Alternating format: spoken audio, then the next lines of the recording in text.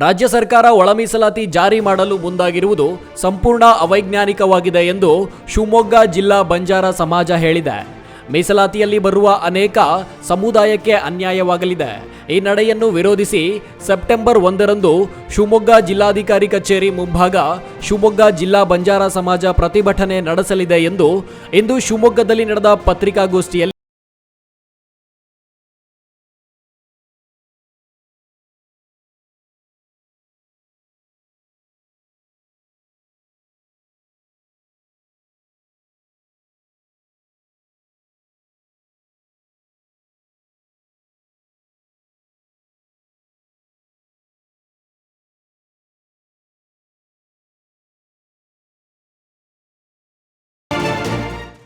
ಜಾತಿಯವರು ಈ ಹೋರಾಟದಲ್ಲಿ ಅವತ್ತಿಂದನೂ ಕೂಡ ಮೀಸಲಾತಿ ವಿಚಾರದಲ್ಲಿ ಸದಾಶಿವ ಆಯೋಗ ಯಾವಾಗಿಂದ ರಚನೆ ಆಯಿತು ಅವತ್ತಿಂದನೂ ಕೂಡ ನಿರಂತರವಾಗಿ ಹೋರಾಟ ಮಾಡ್ಕೊಂಡು ಬರ್ತಾನೆ ಇದ್ದೀವಿ.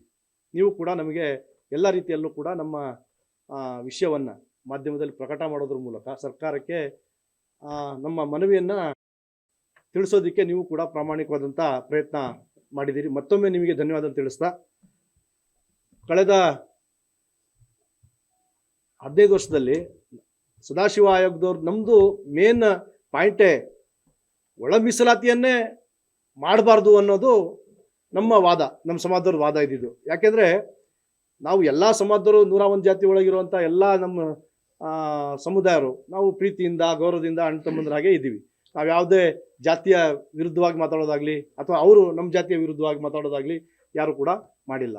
ಹಾಗಾಗಿ ಸರ್ಕಾರ ಮೀಸಲಾತಿಯನ್ನು ವರ್ಗೀಕರಣ ಮಾಡಿದ್ದೇ ತಪ್ಪು ಅಂತ ಹೇಳಿ ನಮ್ಮ ಅಭಿಪ್ರಾಯ.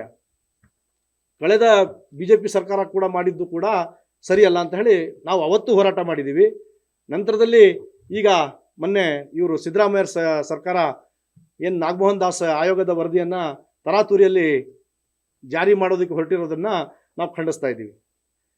ಕಾರಣ ಇಷ್ಟೇ, ಕಳೆದ BJP ಸರ್ಕಾರ 99 ಜಾತಿಗೆ 4% ಅಂತ ಹೇಳಿ ವರ್ಗೀಕರಣ ಮಾಡಿದರು. ಮತ್ತು ಅಲೆಮಾರಿ ಸಮುದಾಯಕ್ಕೆ 1% ಕೊಡಬೇಕು ಅಂತ ಹೇಳಿ ಅವ್ರು ಪ್ರತ್ಯೇಕವಾಗಿ ಇದು ಮಾಡಿದರು. ಈಗ ಆ 1% ಕೂಡ ನಮ್ಮ ಜೊತೆಗೆ ಸೇರಿಸಿ 4.5 + 1 ಸೇರಿದರೆ 5.5 ಆಗಬೇಕಿತ್ತು. ನಮ್ಮ ವಾದ ನಮಗೆ ನೀವು ಮೀಸಲಾತಿ ಇಷ್ಟು % ಕೊಡಿ ಅಂತ ನಮ್ಮ ವಾದ ಅಲ್ಲ. ನೀವು ಯಾವುದೇ ಸಂವಿಧಾನಬದ್ಧವಾಗಿ ಈ ಸಮಾಜದಲ್ಲಿ ಯಾವುದೇ ಇರೋದು ಬ್ರಾಹ್ಮಣರಿರ್ಬೋದು, ಲಿಂಗಾಯತ ಸಮಾಜ ಇರ್ಬೋದು, ಬೇರೆ ಯಾವುದೇ ಸಮುದಾಯನ ಮೂಲಭೂತ ಸೌಲಭ್ಯದಿಂದ ವಂಚಿತವಾಗಿರುವಂಥ ಸಮಾಜವನ್ನು ಸಂವಿಧಾನಬದ್ಧವಾಗಿ ಅವರಿಗೆ ಮೇಲೆ ತಗೋಬರುವಂಥ ವ್ಯವಸ್ಥೆ ಪ್ರಜಾಪ್ರಭುತ್ವ ವ್ಯವಸ್ಥೆಯಲ್ಲಿ ಇದೆ, ಸಂವಿಧಾನದಲ್ಲಿ ಇದೆ. ಈಗ ರಾಜಕಾರಣಿಗಳು ನಮ್ಮನ್ನು ಆಳುವಂಥ ಪರಿಸ್ಥಿತಿ, ನಮ್ಮನ್ನು ಒಡೆದಾಳುವಂಥ ನೀತಿ ಮಾಡಿಕೊಂಡು ಚುನಾವಣಾ ರಾಜಕಾರಣಕ್ಕೆ ನಮಗೆ BJPಯವ್ರು ಬಂದಾಗ ಒಂಥರ ನೀತಿ ಮಾಡ್ತಾರೆ, ಕಾಂಗ್ರೆಸ್ನವ್ರು ಬಂದಾಗ ಒಂದು ರೀತಿಯಲ್ಲಿ ನೀತಿ ಮಾಡ್ತಿದ್ದಾರೆ. ಹಾಗಾಗಿ ನಾವು ನಮ್ಮ ಸಮಾಜದವ್ರು ನಮ್ಮ ಒತ್ತಾಯ ಇರೋದಷ್ಟೇ, ದಯವಿಟ್ಟು ನೀವು ಮೀಸಲಾತಿಯನ್ನು ನೀವು ವೈಜ್ಞಾನಿಕವಾಗಿ ಮಾಡ್ದೇ ನೀವು ಯಾವುದೋ ಒಂದು ಜಾತಿಗೆ ಒಳ್ಳೇದು ಮಾಡೋದಕ್ಕೋಸ್ಕರ ಇನ್ನೊಂದು ಬೇರೆ ಬೇರೆ ಸಮುದಾಯಗಳನ್ನು ನೀವು ಅನ್ಯಾಯ ಮಾಡ್ತಿರೋದು ಸರಿಯಲ್ಲ ಅಂತ ಹೇಳಿ ನಮ್ಮ ಆಗ್ರಹ. ಹಾಗಾಗಿ ಈಗ ಇಡೀ ರಾಜ್ಯದಲ್ಲಿ ನಮ್ಮ ಸಮಾಜದವರು ಮತ್ತು ಬೇರೆ ಬೇರೆ ಸಮಾಜದವರು ಕೂಡ ಹೋರಾಟವನ್ನು ಮಾಡ್ತಾರೆ. ಈಗ ಛಲವಾದಿ ಸಮಾಜದವರು ಕೂಡ ಹೋರಾಟ ಮಾಡ್ತಿದ್ದಾರೆ, ಅಲೆಮಾರಿ ಜನಾಂಗದವರು ಕೂಡ ಹೋರಾಟ ಮಾಡ್ತಿದ್ದಾರೆ. ಸರಿಯಾಗಿಲ್ಲ ಅಂತ ಹೇಳಿ ಪ್ರತ್ಯೇಕವಾಗಿ ನಮಗೆ 1% ಕೊಡಿ ಅಂತೇಳಿ ಅವರು ಕೂಡ ಕೂಗನ್ನು ಹೋರಾಟ ಮಾಡೋದ್ರ ಮೂಲಕ ಮಾಡ್ತಿದ್ದಾರೆ. ನಾವು ನಿಮಗೆ ಉದಾಹರಣೆ ಒಂದು ಹೇಳ್ತೀನಿ ಸರ್.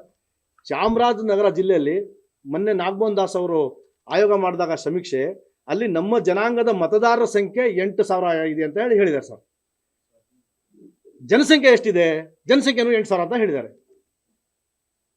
ಹಾಗಿದ್ರೆ ಸಮೀಕ್ಷೆ ಸರಿಯಾಗಿದೆಯೋ ಇಲ್ಲೋ ನೀವೇ ಪ್ರಶ್ನೆ ಮಾಡಿ ಸರ್, ನೀವೇ ಯೋಚನೆ ಮಾಡಿ.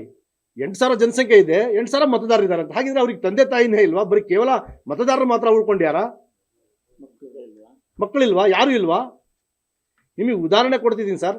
ಶಿವಮೊಗ್ಗ ನಗರದಲ್ಲಿ ಬೊಮ್ಮನಕಟ್ಟೆ, ಆಮೇಲೆ ಇಲ್ಲಿ ಹುಚ್ಚರ ಕಾಲೋನಿ ಅಂತ ಇದೆ, ನಿಮಗೆಲ್ಲ ಗೊತ್ತು. ಅಲ್ಲಿ ಹುಚ್ಚರ ಕಾಲೋನಿಯಲ್ಲಿ ನಮ್ಮ ಜನ ಪ್ರತಿದಿನ ಬೆಳಗ್ಗೆ 6 ಗಂಟೆ 7 ಗಂಟೆಗೆ ಸಾಂಬಾರು ಪದಾರ್ಥ ಮಾರೋದಕ್ಕೆ ಬೇರೆ ಬೇರೆ ಹಳ್ಳಿಗಳಿಗೆ, ಬೇರೆ ಬೇರೆ ತಾಲೂಕುಗಳಿಗೆ, ಕೇಂದ್ರಗಳಿಗೆ ಹೋಗ್ತಿರ್ತಾರೆ. ಅವ್ರದ್ದು ಸಮೀಕ್ಷೆನೇ ಆಗಿಲ್ಲ.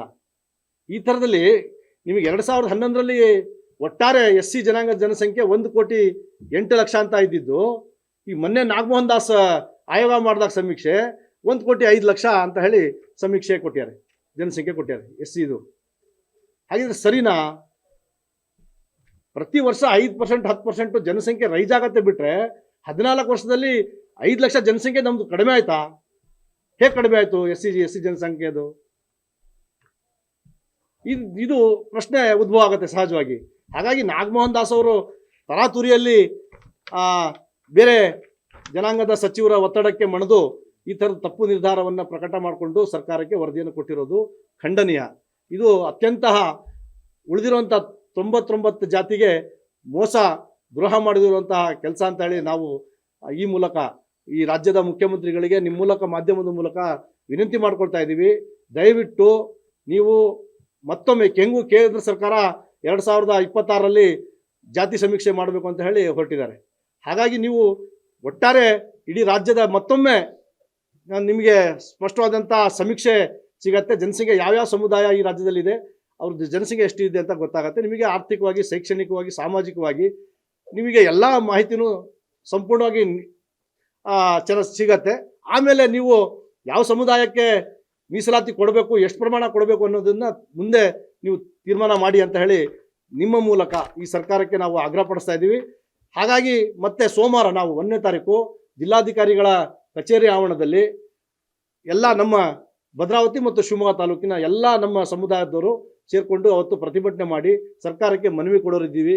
ದಯಮಾಡಿ ತಾವುಗಳು ನಿಮ್ಮ ಮಾಧ್ಯಮದ ಮೂಲಕ ನಮ್ಮ ಸಮಾಜವನ್ನು ಈ ಸುದ್ದಿಯನ್ನು ಮುಟ್ಟಿಸೋದಕ್ಕೆ ಸಹಾಯ ಮಾಡಬೇಕಂತ ಹೇಳಿ ನಿಮ್ಮಲ್ಲಿ ವಿನಯಪೂರ್ವಕವಾಗಿ ನಾನು ವಿನಂತಿ ಮಾಡ್ಕೊಳ್ತಾ ಇದ್ದೀನಿ.